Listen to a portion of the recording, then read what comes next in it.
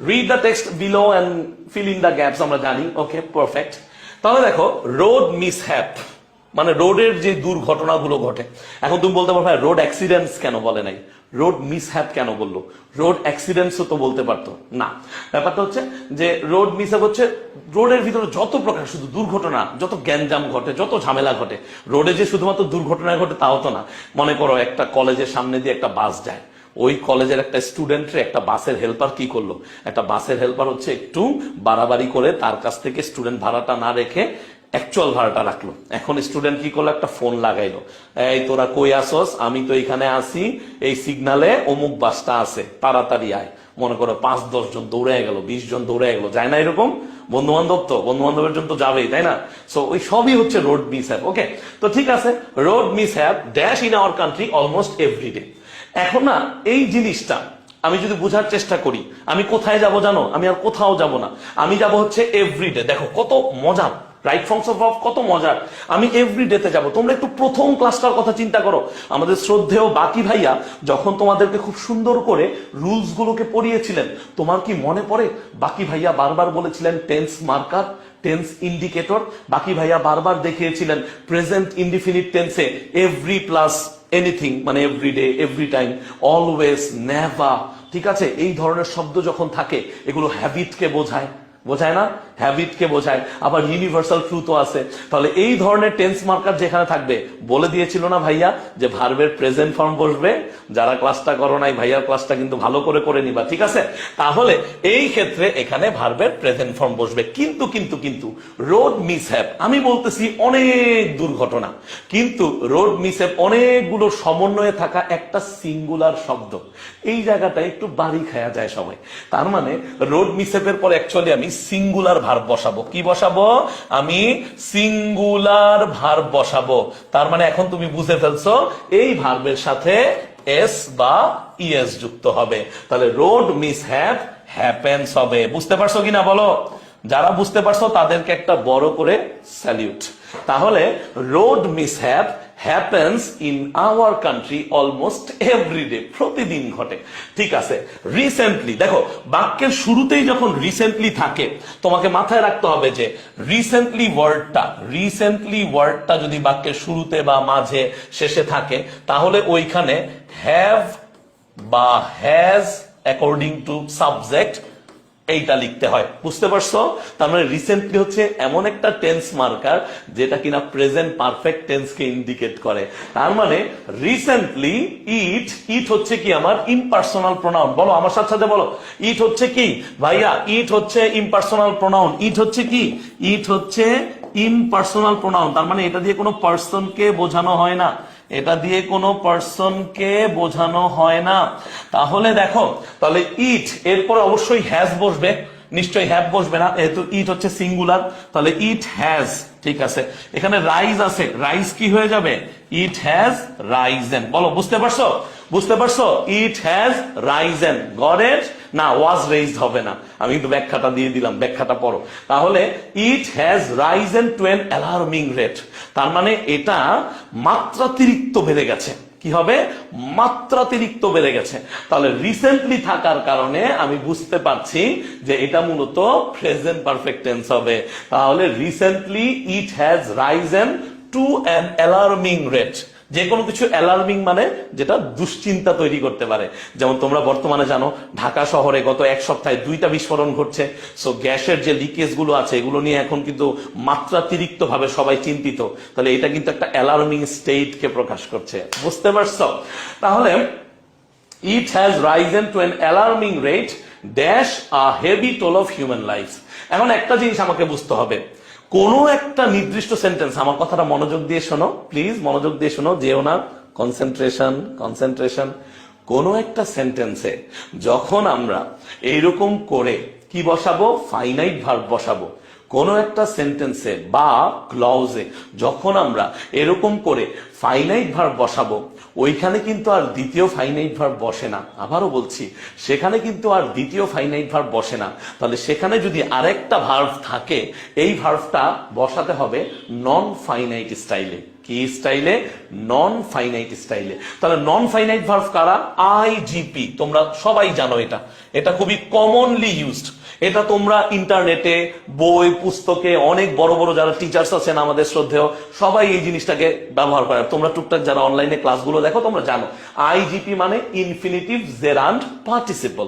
IGP মানে infinitive gerund participle. তার মানে চিন্তা করো, রিসেন্টলি ইট হ্যাজ রাইজেন, তার মানে অলরেডি এখানে আমার ফাইনাইট ভার্ব ইউজ হয়ে গেছে।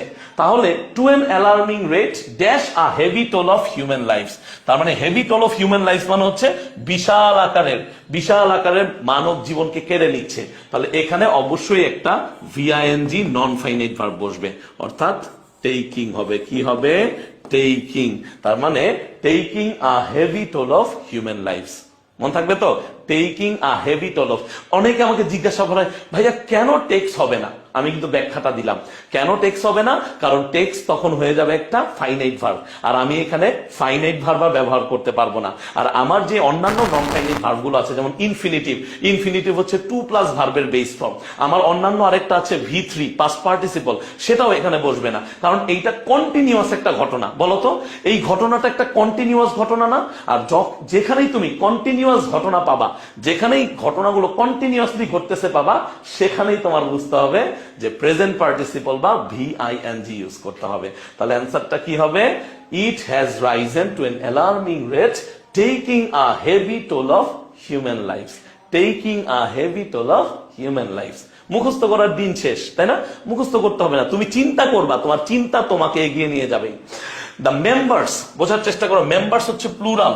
The members of a family, তার মানে একটা ফ্যামিলির মেম্বাররা রিমেইন অ্যাংশাস ইফ সামওয়ান। একটু চিন্তা করো যে the members of a family remain anxious. খেয়াল করো, এই যে রিমেইনটা এখানে কিন্তু ভার্বের প্রেজেন্ট ফর্ম।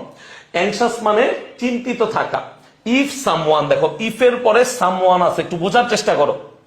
এখানে যে সামওয়ান আছে, আমি গত ক্লাসে পড়িয়েছিলাম someone, everyone, no one, everybody, এগুলো হচ্ছে সব ইনডিফিনিট প্রোনাউন। এরা কি? এরা হচ্ছে সব ইনডিফিনিট প্রোনাউন।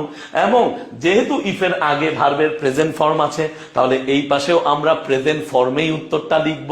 তাহলে এখন চিন্তা করি, if someone dash in a bus, তাহলে আমি লিখতে পারি if someone travels in a bus. আবার আমি যদি মোশনটা চিন্তা করি, মোশন, যে সে ট্রাভেল করতেছে, তাহলে কি করতে পারি? If someone is travelling in a bus. If someone is travelling in a bus. তাহলে বোঝার চেষ্টা করো তো, the members of a family remain anxious if someone is travelling in a bus. হয় না? হয়। ঠিক আছে, তাহলে if someone is travelling in a bus. Samiul Islam, এটা জেরান কিনা পার্টিসিপল সেটা আমরা পরে বুঝবো। এখন যদি তুমি জেরান্ডার পার্টিসিপল কোনটা বের করা শুরু করে দাও, তাহলে তুমি অনেক ক্ষেত্রে উত্তর করতে পারবে না। তবে কিছু কিছু ক্ষেত্রে জিনিসগুলোকে ইজিলি বের করার জন্য at least right forms of verbs, কারণ তোমার আগে তো বোর্ড এক্সাম পার করতে হবে। বোর্ড এক্সামে তোমাকে কোয়েশ্চেন করবে না কোনটা পার্টিসিপল, কোনটা জেরান্ড, উত্তর দে। সো আমি কিছু কিছু ক্ষেত্রে বলি যে যখন যেটার দরকার নাই তখন সেটা কইরো না, তাতে তোমার ক্ষতি হবে না। ঠিক আছে? Okay, understood? ঠিক আছে। তাহলে if someone travels in a bus, if someone is travelling in a bus দিলে হবে। এই যে আমি এখানে ট্রাভেলসটাও লিখে দিচ্ছি। তবে মোশন বোঝানোর জন্য is travelling better answer. In most cases, বেশিরভাগ কেসেসে রিকলেস ড্রাইভিং, খেয়াল করো, এই রিকলেস ড্রাইভিং একটা নাউন ফ্রেজ। আমি কি বলেছি? একটা নাউন ফ্রেজ কিভাবে গঠিত হয় একটু বোঝার চেষ্টা করি।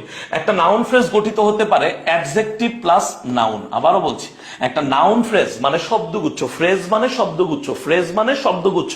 তাহলে একটা নাউন ফ্রেজ যেটা কিনা নাউনের মতনই আচরণ করে, ঠিক আছে, সেই ক্ষেত্রে আমরা মনে রাখবো যে সেটা অ্যাডজেক্টিভ প্লাস নাউন হতে পারে, আবার আর্টিকেল প্লাস নাউন হতে পারে। একটু আগে আমরা দেখেছি আর্টিকেল প্লাস নাউন হতে পারে, আবার article plus adjective plus noun হতে পারে।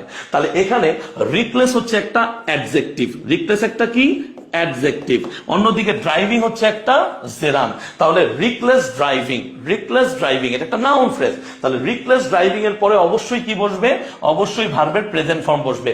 তার মানে reckless driving causes road accidents।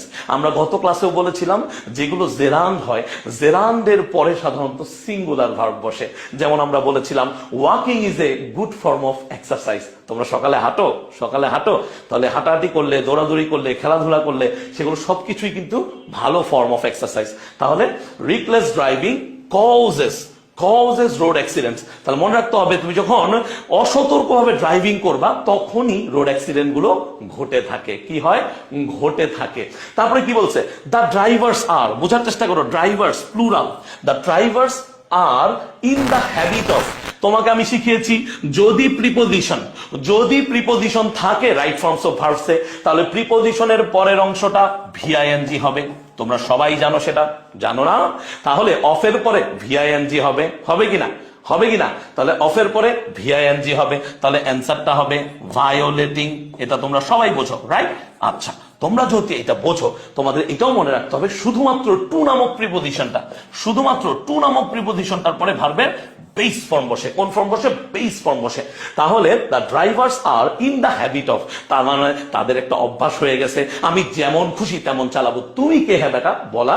আমার রাস্তা, আমার গাড়ি, আমি যেমন খুশি চালাবো, এরকম একটা অবস্থা হয়েছে না ড্রাইভার্সদের। আর আমরা কি করি? আমরা যারা একটু এই জিনিসগুলো নিতে পারি না, এই ড্রাইভার আস্তে চালাও, এরকম বলি না? বলে লাভ নাই, because the drivers are in the habit of violating traffic rules. তাহলে তুমি যখন ট্রাফিক জ্যাম ধরো তোমার পরীক্ষায় ট্রাফিক জ্যাম নামক কি আসলো? ট্রাফিক জ্যাম নামক প্যারাগ্রাফ আসলো, তখন কি তুমি একটু কাট পেস্ট করে 2-4 লাইন লিখতে পারবা না? তোমার চিন্তা ভাবনা করে আর এখান থেকে কয়েকটা জিনিস নিয়ে লিখতে পারা উচিত। পরেরটা দেখো, রোড অ্যাক্সিডেন্টস ক্যান বি আছে ভাইয়া, আগেই বলেছি বি থাকলে, বিং থাকলে, হ্যাভিং থাকলে V3 হবে। বি থাকলে, বিং থাকলে, হ্যাভিং থাকলে V3 হবে। বি থাকলে, BEING বিং থাকলে, HAVING হ্যাভিং থাকলে, এরপরে V3 হবে। কি হবে? পাস্ট পার্টিসিপল হবে। তাহলে বাবা উত্তরটা কি হবে? তাহলে উত্তরটা হবে লেসেন্ড। লেসেন মানে কমিয়ে ফেলা, রিডিউস করা। কি করা? রিডিউস করা। তাহলে একটু দেখো, একটা সিনোনিম অ্যান্টোনিম শেখা হয়ে গেল। লেসেন ইকুয়ালস রিডিউস মানে কি করা? হ্রাস করা।